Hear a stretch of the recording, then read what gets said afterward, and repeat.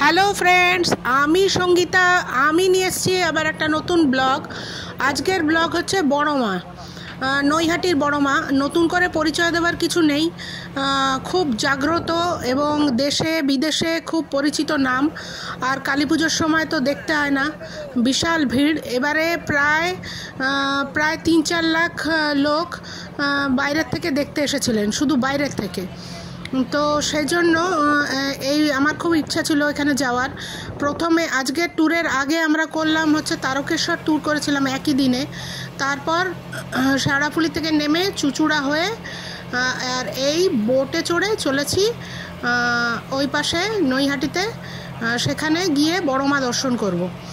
আর এত প্রচণ্ড সেদিনকে গরম ছিল, প্রায় 48 ডিগ্রি। আর বোটে ওঠার পরে এই যে এত ঠান্ডা হাওয়া দিচ্ছিল আর জোয়ার ছিল, সবার মুখেই একটাই শব্দ, দারুণ লাগছে। আর দূরের ওই পাড়গুলো দেখা যাচ্ছে, একটা ছোট্ট ব্রিজ দেখা যাচ্ছে। সেই ব্রিজের মানে কি নাম সেটা তো জানা নেই, নৈহাটির কেউ লোক থাকলে বলবেন।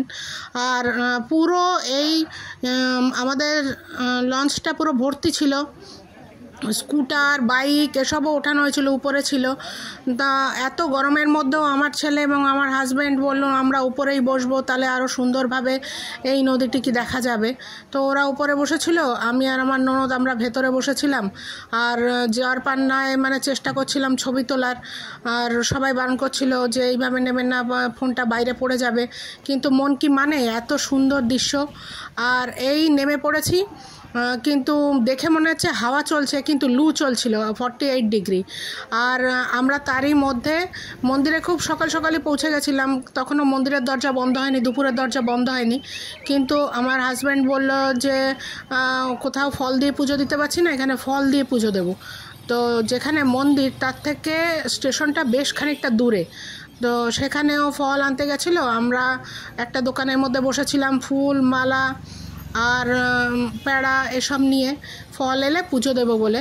এখানে আমরা হাঁটছিলাম যে দোকানের উদ্দেশ্যে যাওয়ার উদ্দেশ্যে, পথে দেখতে পেলাম এই 48 ডিগ্রিতে দেখুন কিভাবে দণ্ডি কাটছে একটি মেয়ে আর তার মা। তো আমি খুব অবাক হয়ে গেলাম যে প্রচণ্ড গরম এই রাস্তায়, মানে এইভাবে কি করে মানে দণ্ডি কাটা যায়। তো আমি ননদকে জিজ্ঞেস করছিলাম ইচ্ছা পূরণ হলে দণ্ডি কাটে, না ইচ্ছা মেঙে আর কি চেয়ে করে। আর এই হচ্ছে আপনার মায়ের মন্দির। এটা প্রবেশে নিষেধ ক্যামেরা নিয়ে, সেজন্য ভেতরে দেখাতে পারছি না। এইটা হচ্ছে বড় মায়ের যে পুজো হয় কালী পুজোয়, সেই মূর্তি। আর এটা হচ্ছে ছোট, বর্তমানে এর বয়স বেশি না, কিন্তু এটি ছোট মূর্তি একটা স্থাপন করা হয়েছে। আমি পণ্ডিতকে জিজ্ঞেস করেছিলাম, চোখ দুটো এত উজ্জ্বল আর ভয়ঙ্কর দেখে আমি জিজ্ঞেস করেছিলাম এটা কি পাথরের চোখ, কারণ দেখে মনে হচ্ছিল না যে পাথরের চোখ এত নিখুঁত হতে পারে। আর এই আমার ছেলে পুজো টুজো দিয়ে বাইরে বেরিয়ে এসেছে। আর আবার সেই লঞ্চের উদ্দেশ্যে আমরা যাত্রা করব। তার আগে কিছু কচুরি খেয়েছিলাম, আইসক্রিম খেয়ে নিয়েছিলাম। কিন্তু এত বড় একটা জায়গা, ভাতের হোটেল সেরকম ভালো দেখতে পেলাম না। আমাদের হয়তো অজ্ঞতার জন্যই আমরা দেখতে পাইনি, নিশ্চয়ই হয়তো আছে, স্টেশন পর্যন্ত গেছিলাম। আবার এই লঞ্চে করে ফেরা। আর এবারে যেরকম তারাপীঠ থেকে ভগ্নমোহনে ফিরেছিলাম সেরকম নয়, এবারে আমাদের পুরো উদ্দেশ্যটাই সফল হয়েছে। এবং দুটো ট্যুর একদিনে করেছিলাম, দুটোই এত সুন্দরভাবে আমরা দেখতে পেয়েছিলাম যে মনে কোনো খেদ ছিল না। আর আমার এই ভিডিওটা যদি আপনাদের ভালো লাগে প্লিজ শেয়ার করবেন, সাবস্ক্রাইব করবেন, একটু লাইক দেবেন, তাহলে আমার এই পরিশ্রম সার্থক হবে। কেন প্রচণ্ড গরম ছিল সেদিনকে। আর এই দণ্ডি কাটার গল্পটা তো শেষ করতে পারিনি। প্রায় 1 লাখ লোক কালী পুজোর দিন দণ্ডি কেটেছিলেন।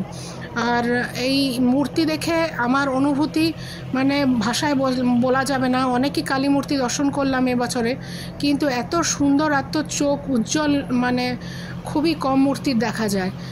এই ভাবতেই আবার ফিরে চললাম নিজের গন্তব্যে। Thank you.